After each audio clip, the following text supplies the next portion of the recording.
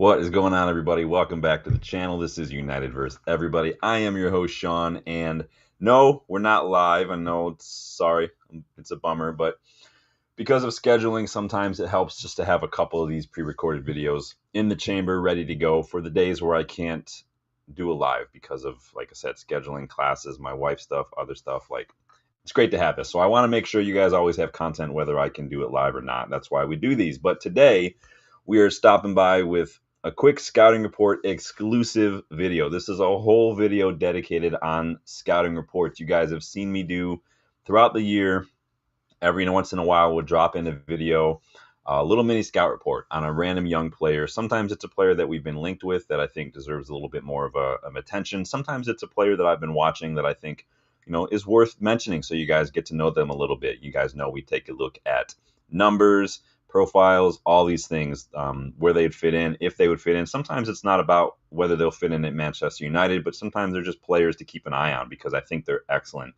And some of those players end up blowing up a little bit, like your Hayden Hackneys, like your Arden Yasharis, Victor Gyökeres, like I did a video the other day, talking about how I've been watching that guy for a couple years. I even put the screenshot from my website from March 2023. So not a brag, but just to say, when I'm watching these players and I say that I've been watching these players, it's the truth. So that's what we're doing today. Rather than spread these out in a couple of different videos, we're going to do one whole dedicated scouting report. We're taking a look at 6 players who I think are about ready to blow up in terms of media, football attention. I think they deserve your attention. Players to keep an eye on this summer as well. So without further ado, please hit that like button. Please subscribe to the channel if you are new. If you want to get involved in the scouting reports, among other things, you can go check out the memberships. One of the perks does enable you to suggest players. I'll do a scouting report on them like we're doing today. You get the credit, and you get to look cool in front of your friends. So check out the United vs. Everybody store as well. Tons of designs on there. Go check them out. A lot of different designs, a lot of different clothing styles as well, men's, women's. So without further ado, let's dive right in first and foremost with the attacking area of the pitch, starting with a player that some of you are probably familiar with, but I've been keeping more of a closer eye on him in these last few months, and that is Nico Paz, formerly of Real Madrid. Yeah, Real Madrid had a young number 10 they didn't use. No, yeah, they do. So move aside Brahim Diaz, Arda Güler, Martin Odegaard. There's no room for you. He's doing bits at Como right now, Nico Paz. Cesc Fabregas is doing a very good job. He's got a nice, creative, free-flowing Como side. He's picking up a lot of talent from around Europe, Maxence Kakare, but the fulcrum of his side right now is Nico Paz. 6 goals, 6 assists in Serie A. He's got the 3rd highest overall rating on FootMob in that league. He's 10th right now for chances created and big chances created, 4th for successful dribble per 90. He's 15th in that league right now for possession won in the final third. So again, a very physical, not afraid to get stuck in, young attacking midfielder, which is exactly what you want. You want that from your in the modern Garrett right now. Let me take him off the screen for a second here. So I think he's ideal for Ruben Amorim's system personally. If you look at some of his percentile ranks, top 20% for progressive passes per 90, pass completion, top 25%. Successful take-ons, top 15%, as we just saw. But again, those defensive numbers, again, are really what drew my eye, because he's not just I'm going to wait up here and I'm going to do the attacking stuff. He's not afraid to drop back to get stuck in. Top 15% for tackles per 90 for attacking midfielders. Top 5% for interceptions per 90. Top 3 for blocks. Not afraid to do the dirty work in and around his own box.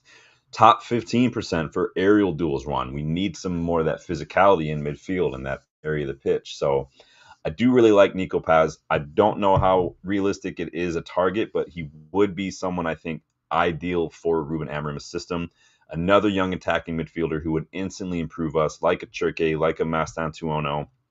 He's got creativity, dynamism, movement, and just overall energy in that final third. And like I said, not afraid to get stuck in and do the hard work. So Nico Paz, keep an eye on him this season, and then going into next season. Be interesting to see what happens to him moving forward. But I do think he's probably too good for Como, but I think he's in his element right now. It's a great place for him to develop. So let's move on. Sticking with that area of the pitch, this is Tony Fruk. So he plays at Rijeka. They are in the Croatian league, where you're going to see your Dynamo Zagrebs and whatnot. Same league where like Luka Modric originated from, and Baturina plays, things like that.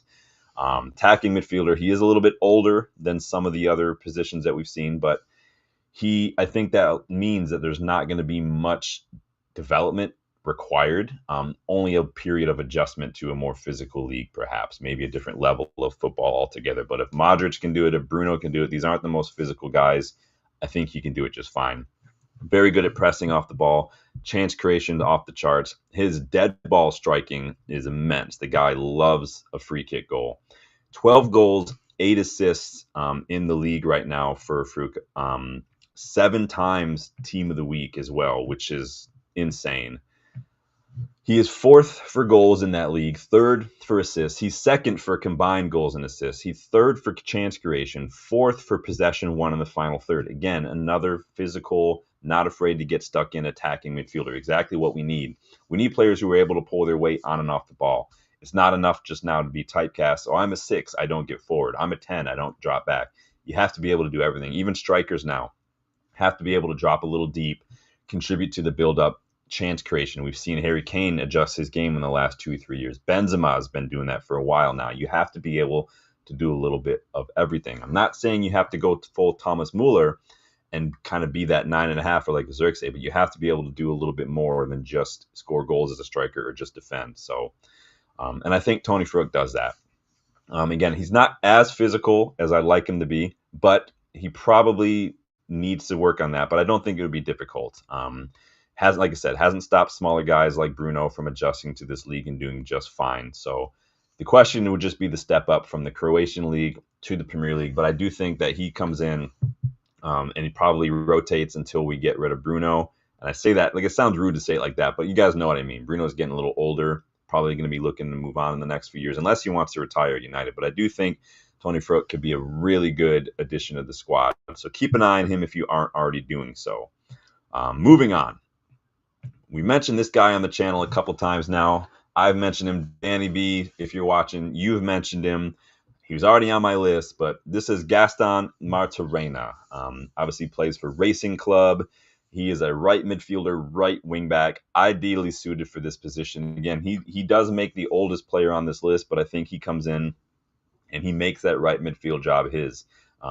You can say he can rotate with Ahmad, but I think Ahmad might do a really good job in that 10 role as well. Really, it just depends on where Amorim sees Ahmad playing. So, but I like Martirena. Obviously, you can see he's very physical. He's very, very quick. He's got excellent mentality. He's not afraid to get stuck in.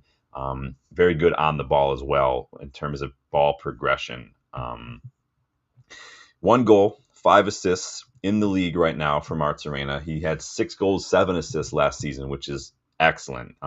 He's 4th in the league for assists. He's Uruguayan. He does not mess around. He makes the right wing his. That whole area of the pitch is just a red blob for him. That's where he lives. He's excellent at carrying the ball. He's excellent at getting the ball into good areas. He's got a lot of touches in the opposition box. He's already getting attention. Now, he got an offer to join Zenit St. Petersburg, and that was in January for like $7 million, but it was rejected by Racing. They think they can get a better payment structure. They probably think they can get a better deal.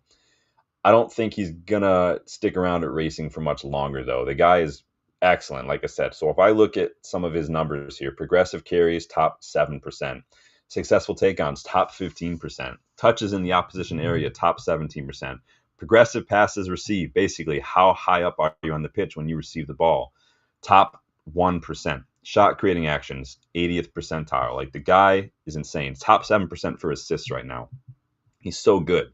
I really like what I see. I'd like to see some of his defensive numbers improve a little bit. He's not below average really for anything other than tackles, but I think he could stand to do a little bit more, especially at someone his age probably should be doing a little bit more, but he is more wing than back, which is not a problem. I do think he'd be an excellent option for us on that right midfield, right wing back spot. Again, depends a lot on where Amorim sees Ahmad playing. But Danny, let me know if I did that guy justice. But you're probably going to want to pay closer attention to this next guy on the list, and that is someone Danny's mentioned, someone who's been on my list for a while, and that is Christian Ordonez. This guy is poised to be one of the next big young defensive midfielders in football.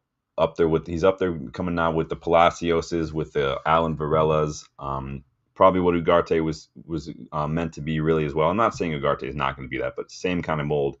Casemiro, that kind of mold. The guy's a beast. He's only 20, plays for Vélez Sarsfield, but physical, again, quick, mental, like his mentality, his fight, his ball progression, excellent work rate, good on and off the ball. We were linked to him earlier this year. To me, if you get him right now, he's an excellent rotation option for Ugarte. I don't think Collier is going to be here much longer. If Casemiro is picked up by a Saudi club or like someone like a Galatasaray or something, this guy can come in and rotate with Ugarte and just slot right in. He's so good. Even Kone can come in and rotate as well. But so here's the issue though with Ordonez. It sounds like he's probably going to be heading to Parma soon. He might be leaving in the summer, which is the middle of Vélez season, but Parma have this issue right now. So if Parma are relegated, it doesn't look like he's going to move, but it looks like he might be going to Parma. So even if he does, though, it wouldn't take much to get him to Old Trafford if we're still interested from Parma. But Parma might be a good place for him to develop, being so young still. But he's already doing very, very well. He's already in the top 20% for progressive carries, top 15 for take-ons. He actually gets into the opposition area quite a bit, top 30% for that. And he gets into advanced positions as well, top 15%. But his tackles are good. He's in the 60th percentile for tackles as well, blocks. He's a really good all-around midfielder. I really like Ordonez a lot. Still young, still a lot of room to develop, but I like what I see so far. Let's move on to the next player on the list. We're moving down deeper into the pitch, if you've noticed, as we go here. So this is Samson Beidou. Center back, as you can see, plays for RB Salzburg, young, 21, very good tackling, very good interception, but he is more modern in the sense that he's very good driving the ball out from the back, carrying the ball out from his box, starting that first phase of attack. His passing range, his dribbling are excellent. Very, very highly rated. He's been linked to Man City. He's been linked to Spurs. He's been linked to Barcelona as well.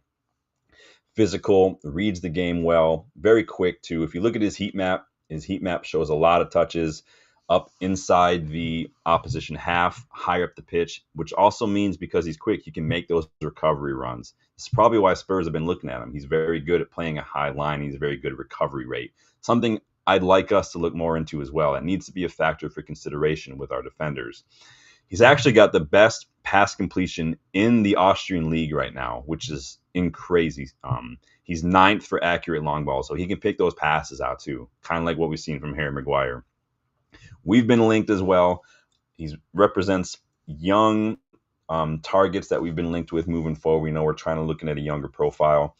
Looking at his numbers, I mean, again, passing range, his pass completion, top 15%. Again, 9th in the Austrian Bundesliga for accurate long balls. Top 5% for successful take-ons.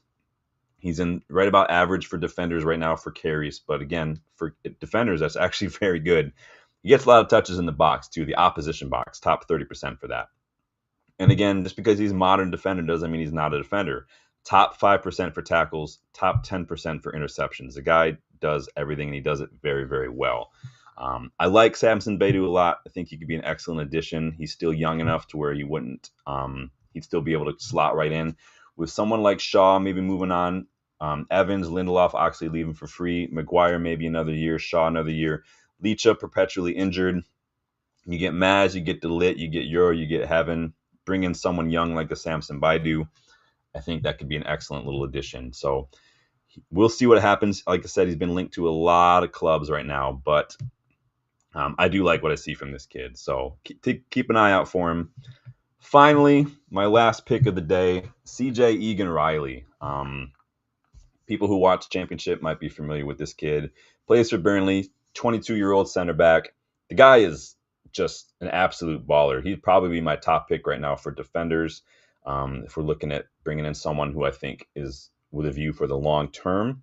Tackling, interceptions, he's got an excellent passing range. He's really good at defending in the channels, really good at defending in his box. The guy just is operates the way I want defenders to operate. If it's in the box, it's out of the box. That's how he does it.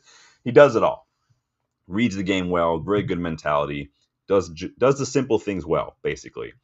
But he also shows initiative, assertiveness. He shows just that fight, that attacking mentality when he's defending, something that we've lacked. Ball comes into the box, he's not waiting for it. He's going and getting rid of it. Somebody's trying to dribble, he's not waiting for it. He's sticking to them like glue. He's defending very well. He's making those clearances. He's like a quicker, more athletic Delit with a better passing range, which, again, modern defender. I really like this kid a lot. He's first in the championship right now for accurate long balls. Like I said, passing range. He's got top 7% for passes attempted, top 30% for pass completion, progressive passes, progressive carries, successful take-ons, all literally in that top 20, 30%. His tackles, too, again, 60 percentile. The guy does it really, and he's still so young. I think he's only going to get better. Problem is, I think West Ham are in talks right now for him, which could be a bummer, which is interesting because then they just get Todibo as well. But honestly, Egan Riley, as I watch him play, this guy could be, he's captain material if he continues to develop this way. What I see from him already is leadership mentality defending. I see that from him, the way he defends. He's one of those defenders, though, I think that he will get a move to a even bigger club. Even if he goes to West Ham this summer, I think in a year or two, I think he will already be looked at as going to a bigger club like Liverpool even. I think this guy is that good. He's a former Man City player, so there's that to consider as well in terms of how easy it could be to get something like this done. But I like Egan Riley a lot. I think he's probably one of the next big young players, defenders, English defenders to come out.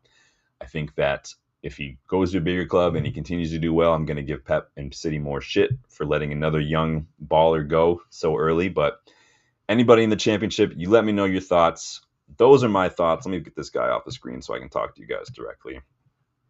Half a dozen players, half a dozen young ballers, half a dozen future potential stars. You guys let me know. We saw some attacking midfielders. We saw midfielders. We saw the defenders as well. Let me know your thoughts, what you think going into it. I hope to see you guys again soon. Hopefully we'll be talking about a win in Europe against Bilbao. But until then, you guys, let me know your thoughts on these players, and I will see you guys on the next one. Don't forget to like. Don't forget to subscribe. Take it easy.